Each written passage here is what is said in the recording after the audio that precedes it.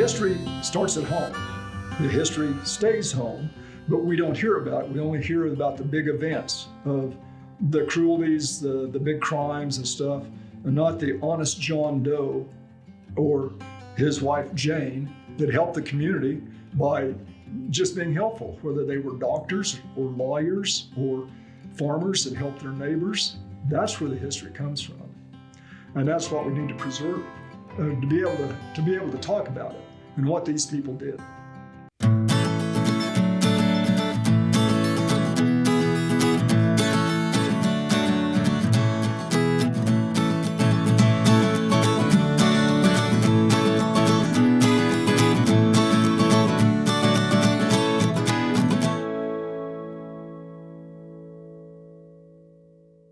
Almost every county in northwestern Kansas has at least one county museum or sometimes two in the county.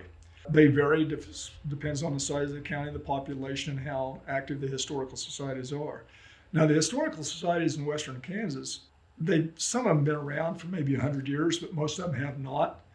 Because the interesting thing about history, the people that were making history out here in the 1870s, many of them were still alive in the 1920s. And it wasn't historic. What kind of kicked it off in northwestern Kansas was the centennial in 1961. And I think people realized that things were being lost, that they didn't have the history of all the people that came in and out of northwestern Kansas. Also, with the county historical societies, they're more in touch with a lot of the history. To get a better picture, we visited several area local museums. We're in Waukene, Kansas now, in Trigo County at the Trigo County Historical Society and Museum. We'll be visiting today with Margene Dinas, who is the curator and the director. Really, when did the museum start and the collection start? Okay, at Trigo County? The Historical Society was actually started in 1969 when they received their charter. At that time, they really had no home. It wasn't until 1974 that they built the first original part of our museum, and that's what started the museum here on the fairgrounds. A special feature what we have at the museum is our military collection. We've been working on it. We uncovered some original World War I posters. We actually matted and framed 23 of them to have out, but our military collection kind of expanded from there, and we recreated the Trigo County Honor Roll. It was built originally in 1944, and we've always gotten questions, what happened to it? Where did it go? Why was it taken down? We felt that it was important enough for people to ask that we needed to try to recreate it. So one of our volunteers dedicated himself to rebuilding it. It's almost to scale, but that's a pretty special exhibit that we're working on right now. Our newspapers display is also very interesting. We have one of the printing presses from the Western Kansas World. One of the oldest newspapers in Western Kansas. It is. It started March of 1879. So it is actually older than the county is by a few months. But we found out that there were numerous other papers in Trigo County. So what we did was we explored what we had here as papers and what the State Historical Society had, and have a copy of every paper on the wall telling the history, who the editors were and the owners. If you like to explore fossils, we do have Leonard and Irene Purrington's collection here. Some of the fossils were found directly in Trigo County, some were found in neighboring counties around here. But yeah, because Trigo County, most of the stone outcrops along the Smoky Hill River is Cretaceous and is a great place for fossils when Kansas was a sea. There's only, I think, comparable a place in Russia that has as rich as maybe what is in Trigo and Gove counties and Logan counties in western Kansas. We do have some western history along with Leonard and Irene's fossil collection. They did have a wide western tack collection. We had a blank wall here at the museum, and we were wondering what would be the best way to showcase our history.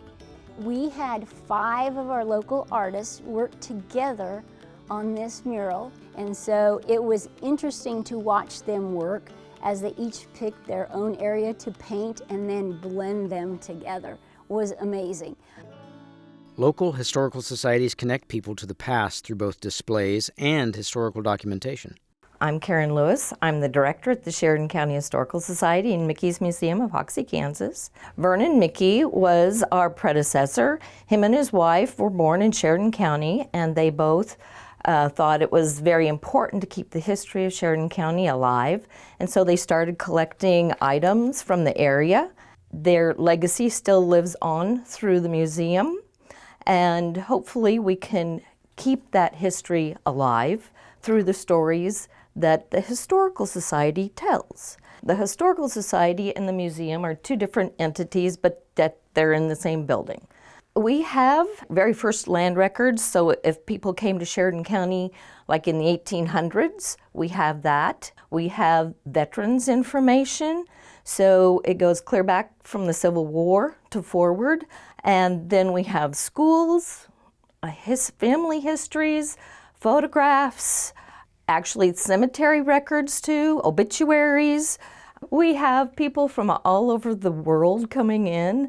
In fact, just a couple weeks ago, we had a gal come in from France, and we've had one come in the last year from Spain. They come in looking for family histories, maybe a photograph, something like that, that just maybe they don't have anymore. I mean, you can get information off the internet about a person, where they were born, in their family history, but you can't necessarily always find the stories. And it seems like a lot of people are now wanting the stories behind that person. We actually had a family that came in. They had found their DNA matches, and one was from Ohio, I believe, and one was from Georgia. And they decided to come back to the very beginning, so they met here at the Sheridan County Historical Society for the very first time. It gets interesting to do those kind of fun things for people. And then trying to make things relevant in our area and the small museums and expand our space, we started doing QR codes too. Find a QR code and pull up your phone, take a picture with your camera, and it should tell a little bit of something, whatever it is, or an old picture. We had a theater in town years ago, and the pics burned down in 1968. Well, someone had filmed it with an 8mm film. So you can pull it up on a QR code and watch the pics burn down in 1968. Everyone should check out their museum. I'm hoping in a few more years that people will go, instead of saying, we have a museum, say, hey, we have a museum, please go visit it. In some counties, the museum building itself is a historic artifact. For Western Kansas, Gove County has an incredible historical society and museum. The museum is in the old high school. So today I'm talking to Peggy, and how long have you been working for the Historical Society? Well, I've been on the board of directors since early 2000. I took my mom's place. Oh, so you're a second generation? I'm a second generation director, yes.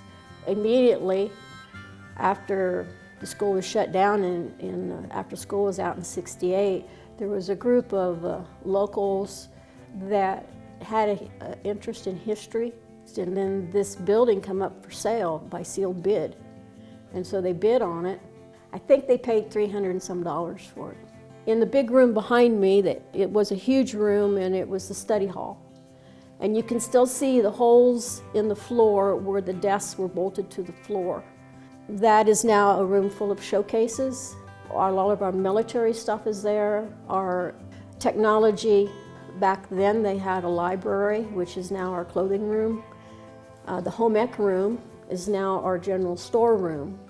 We have one room set up as the old-time country one-room schoolhouse, one as a pioneer room, typical things you might see from late 1800s to 1920s. We have the parlor, which would be the fancy room in the house. Typical for the high schools of the early 20th century. The gymnasium is would be on what you call the ground floor. Yeah. So you have your typical wood floor that you play basketball on, and it's got the free throw line and the goal post. Some of the things we have in the gymnasium areas are bigger items. We have a couple buggies, our sewing machine collection, farm tools, milking machine, and then we just acquired a huge barbed wire collection that we're working this summer to get identified and on display. Well, I'm a big proponent of the local museums because so much stuff might go somewhere else. Yeah. And that history is lost. Yeah. And where it's preserved in the county Yeah. with people that care about it and know about it. Gove County's rich in fossils, and they've been digging fossils out of Gove County since the mid-1800s.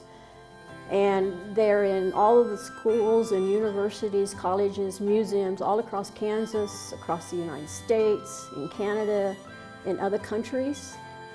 I don't have one in my museum, and I want a fish. I have a perfect place for it. Dr. Leo Oliva, history professor and frequent contributor to this series, shared about his hometown historical museum in Stockton. The Historical Society has been around for quite a while, but when the oil industry struck Stockton, Frank Walker owned land around Stockton. As he said, I have so much money I don't know what to do. And he built this building for a new museum as one of his projects. He built a new addition to the library, he built a senior center, a number of other things. Interestingly enough, he drove the same old pickup and he lived in the same old house. That was not important to him. Helping his community was. But he built this building, and as a result of that, for the first time, the Historical Society had space to create a lot of exhibits. And the exhibits try to tell the different stories of the settlers and the communities that grew in Rooks County and some of the people. But it is a county museum, so we represent really not just Stockton, but Plainville, Zurich, Palco, DeMar. And there's been an effort to try to represent rooms that would, like we have a classroom from like a rural school, a doctor's office, dentist's office. We exist to tell a story. There are a lot of people come here for research family history. And that's one of the projects of the Historical Society, is to try to preserve as much family history as possible. And so, you know, getting school groups to come to a museum like this, that's helpful. I forget which grade it was at the Stockton School last year, they had a project on this 150th anniversary of the town of Stockton, to do a project on what does it take to make a town. And so they had to think about, you know, well, you've got to have a school and you've got to have this business. And I mean, and so they were here at the museum looking up things to build that project. So that's also building that sense of community, sure. The whole purpose is to focus on the heritage of a county, who came here, what did they do, and who are we today. Some local museums' geographic location shapes the focus of their story, based on the history of the area. My name is Verl Manwarren, and I am the collections manager of the Coronado Quivira Museum. It is the Rice County Historical Society. The Rice County Historical Society came into being in 1923. There were people who were going out on their farms and even here in town, and they were finding all sorts of stone artifacts and bone artifacts, which were left here by what's called the Quiviran Indians. These people were here from about 1350 to about 1700, and they traveled all over, covered several states, trading for different types of stone and so forth in order to make their tools and their weapons. Horace Jones, who was the editor and the owner of the newspaper at that time, in order to get more advertising, decided to invite people to take these artifacts that they had found and put them in their storefronts. That was the actual beginning then of the Historical Society, and it grew from that. We have now several thousand artifacts from that culture. Many historical societies combine their museum efforts with programming to share the history of their communities. I am Diana Crouch, president of the Graham County Historical Society. We have everything you can think of in our museum. We have a room dedicated to the schools here in Graham County, the veterans and military people, quilts. I'm Justin's owner, and I'm just a member of the Historical Society. I don't have an officer role of any sort, but participating member, I like to think of myself. Kind of a funny story where it was a nice day. I believe it was President's Day, so my wife, who was off from work that day, we went on a walk around town and saw the Historical Society Museum was open, and we looked at each other and said, "Have you ever been in there?" "No." "Have you?" "Well, let's stop in and see."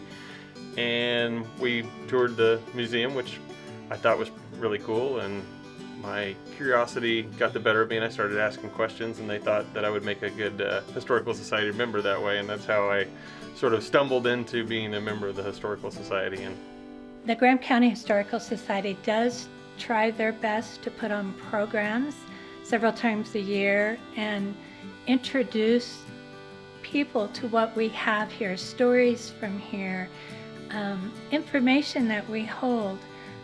With our local programs, we can get a bigger audience. We don't really have a large conference room area here. So if we go out to the high school and go to the auditorium there, we can draw over 200 people to hear a program. recently had the opportunity to give a program on the history of Hill City Memorial High School, which is a large two-story stone building in the middle of town that served as the high school for many years. We decided to give that program at the present day high school auditorium, a program in the evening to the town. I think just exposed it to way more people than ever would have a chance to come see it here. And I think that's important to get people excited. You're going to have some people follow up and come to the museum that never would have before if they get to see something out there in the public domain. The gathering together of a community's history can be in one building, a city block full of buildings, or can expand to the county's historic sites themselves. This is the Decatur County Museum Incorporated in Oberlin, Kansas. So today I'm talking to Charlene Worm, who has been here for quite a few years. And I haven't been on the grounds for a while. You still have the sod house? Yes, we have the sod house. We have Duke's Grocery, which is no barcodes. What amazes me, the younger people really enjoy that because you can tell who knows before barcodes. And so we have that building, and then we have a general merchandise building. Then we do have the building, which is a lot of our just main small displays. Sure. And then we have the Oberlin's first jail, doctor's office and land office that came from Jennings. We have the 1888 Lutheran, St. Mark's Lutheran Church that came from Decatur. And then we have the Bohemian Hall. Then we have our livery and print shop. And our new building, you haven't seen our new building, so you're going to have to come back. I will. It is our firehouse. We have Oberlin's first fire truck, which was in 1928. Didn't have any fires before that, huh? Well, I'll get back to that one. Then we have Oberlin's 58. And then what's really cool, we had parts and pieces ever since I've been here of a hose cart that was bought in 1888.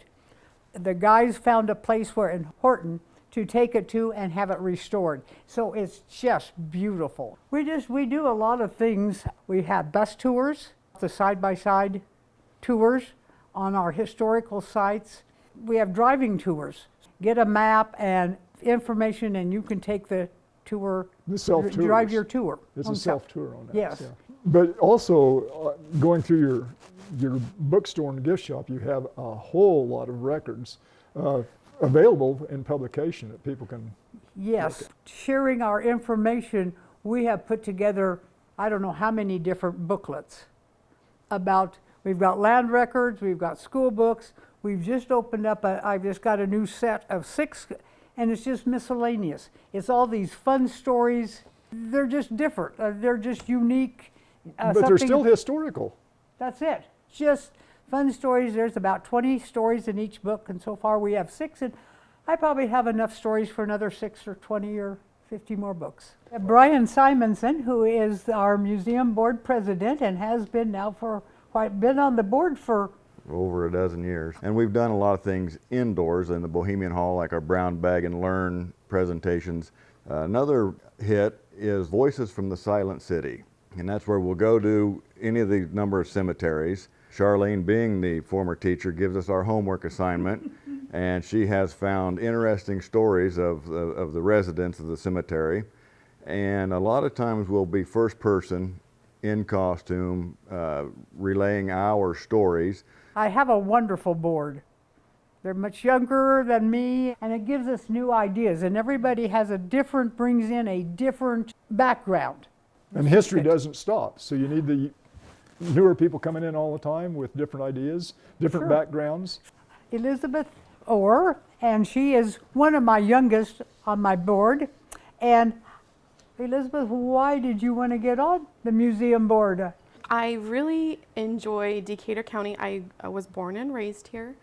I've always found history to be fascinating, but I have fond memories of this particular museum growing up because we would also take field trips when we were students in school and come here and learn. And also, I feel it's a connective thread. That's an important connection, to feel connected to history. It can root you, and I think that's super important, to feel rooted and to feel like you can identify with people and have maybe a place to belong.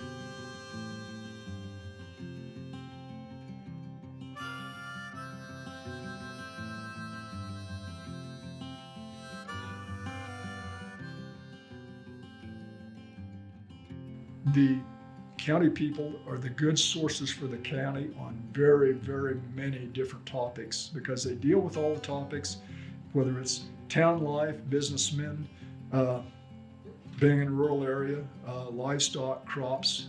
They can talk to you about it and be able to guide you through and give you some information to guide you on. So they are there for preservation, but also education. I think it's important, especially in a small town, where if you can pique the interest of a young kid to know about who came here before them, why they were here, what they went through to stay here, I think they can get a sense of what home means to them. The people that have been here, we have a sense of history, and we're proud of our history. We're amazed at how rugged our ancestors were. They had to be really tough people to just make it, let alone, live here for a long time. Why would they want to come here? It'll make you remember and the times and the places from the past, and it pulls you back. I mean, you might go into the museum thinking, I'll be in there for 15 minutes, maybe 20 tops, and then you go in there and you come out an hour and a half later and you're going like, oh my gosh. Every time I walk by something, I am amazed, and it piques my interest, and I have to stop and read on it. I just feel like historical preservation is imperative to future generations. The thing that differentiates every community is its history. Otherwise, we would all be like a McDonald's. All down the road, you'd all be the same. But every community is different because of the people that settled there, what they did. And that heritage kind of defines who we are down to the present. I mean, we look back, we celebrate events that happened during that time period. And this is how we preserve and pass on our heritage to the next generation.